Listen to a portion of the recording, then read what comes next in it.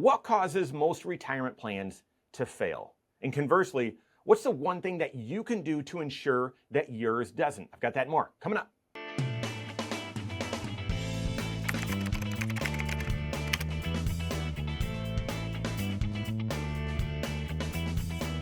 My name is Mike Bernard. I'm the host of the Wise Money Show. I'm also one of the certified financial planners right here at Korhorn Financial Group. Make sure you hit that subscribe button, turn on notifications, and smash that thumbs up button. Imagine showing up on the doorstep of retirement feeling confident and excited about this new chapter of your life. Financially, not focusing and not worrying about your finances, not obsessing about your finances, but instead excited about the life ahead for you.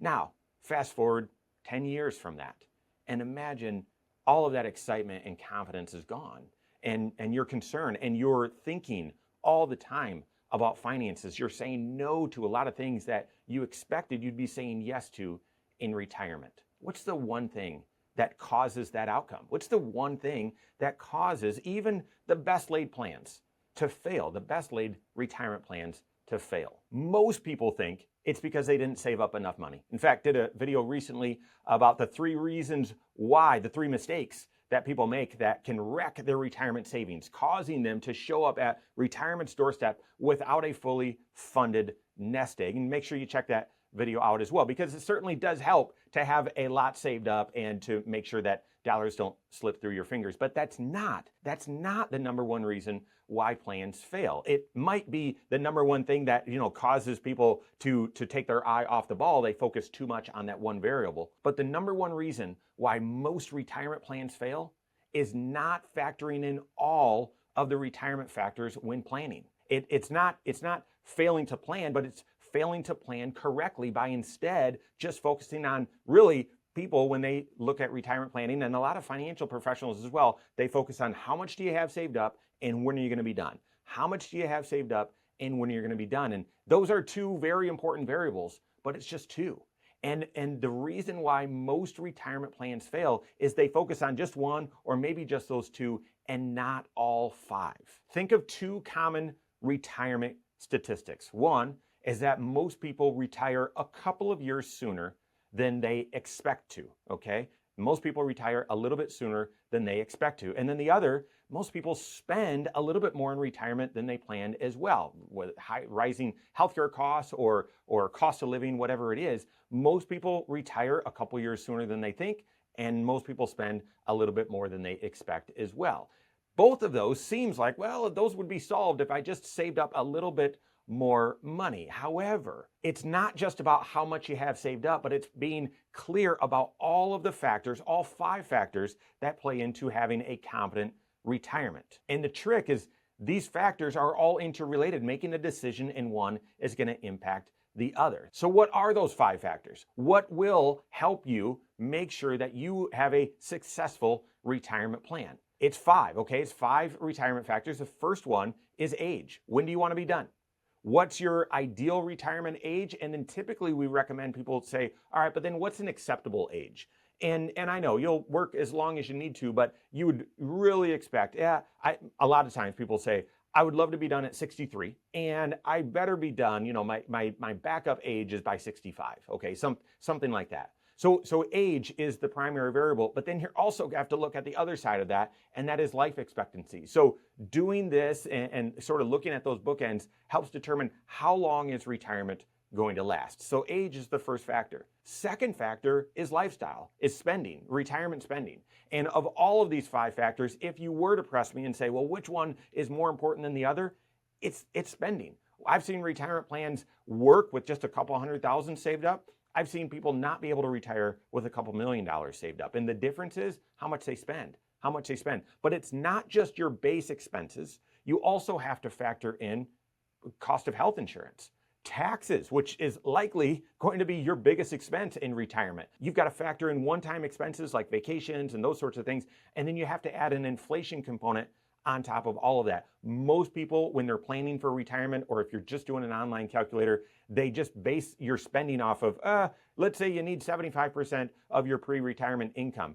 That doesn't make any sense. That's not accurate. And when you're looking to make the biggest financial decision of your life, I wouldn't want to do it just based on a rule of thumb. You need to analyze, all right, well, what are we spending today? What do we think we'll spend out there in the future? Add in an appropriate amount for health insurance, do some tax planning so you've got that factored in as well, one-time expenses, and then an appropriate inflation factor as well. So that's all baked into that second factor of retirement spending, retirement lifestyle. Third factor, retirement income. What are your sources of income in retirement? Will you have just Social Security? Will you have a pension? You have any passive income as well? Mapping those out and determining whether there will be a cost of living adjustment there as well. But then embedded in there, we all have to make an enormous decision with when to draw Social Security. And you want to optimize Social Security for your situation. For many people, it is appropriate to draw immediately, but for some people, it makes sense to delay either until January of the next year to do some tax planning, maybe 2 years out if you're married and there's a spousal benefit, maybe delaying all the way until age 70. You're going to want to optimize that, and you can do that when you're planning in that third factor, retirement income. The fourth factor then finally gets to how much do you have saved up for retirement, but it's not just that, it's also how much are you continuing to save each year until you get there. So oftentimes people think, well, I've got a magic number. Once I reach this magic number, I can be done saving. No, that's not actually accurate, okay? And so figuring out how much do you currently have set aside for retirement, how much should you be saving on an ongoing basis between now and retirement, that's that fourth factor. And then fifth is how do you invest those dollars? What's your risk tolerance with those invested dollars for retirement? And then how will that change when you get to retirement? Most people, when you're in your working careers, you don't like recessions, you don't like bear markets, but you understand that they're a part of investing and you know that you're contributing and buying more during those dips. However, you get that first bear market in retirement, that first recession in retirement, and it just feels different. When you see your nest egg that you're living on decline in value significantly, it feels different than before, and it can often lead people to shift to, okay, I was taking medium risk, I don't want to take any risk at all. What's your risk tolerance with those dollars that you have saved up for retirement, both during your career, and does that risk level adjust when you reach retirement? Why do most retirement plans fail? People fail to plan based on all 5 of those factors. They typically isolate just 1 or 2, when instead you have to have clarity, visibility over all 5 of those factors and how they connect, how they're interrelated. To illustrate that point, I'll just kind of pick on that last one. Say you get to retirement, you have that first bear market and you see your investments go down in value, and all of a sudden you freeze and you say, I don't want to take any investment risk. Well, that 5 factor, taking very little or almost no investment risk, is going to limit the growth potential of those dollars. That could mean that you really needed to have more saved up than what you currently have. You might have needed to work a little bit longer. You may need to spend a little bit less. You may need to delay Social Security to optimize and increase your retirement income. One decision, one factor is interrelated to the others and will influence your choices. Here's how you overcome and ensure that your plan doesn't fail. Do that 5-factor retirement planning and then stress test it. Stress test it on, well, what if I retire? I'm wanting to retire at 62. What if health changes or there's an issue that comes up where we need to retire at 60? What does that plan look like? We're planning on spending this much in retirement. What if we spend a little bit more than that in those first go-go years, the first 5 years or 10 years of retirement? Are we still on track if that happens? What if we get into retirement and want to downshift our investment risk tolerance? What does that plan look like? Building out a comprehensive 5-factor retirement plan and then stress testing it so that you can confirm, am I on track? Am I on track along the way? That is going to ensure that you are planning appropriately and accurately so that you show up at retirement confident for a successful golden years. Want to get started building out your 5 factors, the variables that are important to you so that you can work with your CFP and build out that stress-tested 5-factor retirement plan? Go to wisemoneyguides.com, download our guide, work through that workbook, and then schedule your next appointment with your certified financial planner. If you don't have a CFP on your team, you can contact one on my team. Find us online, wisemoneyshow.com, korhorn.com as well. That's Korhorn with a K, or you can give us a call at 574-247-5898.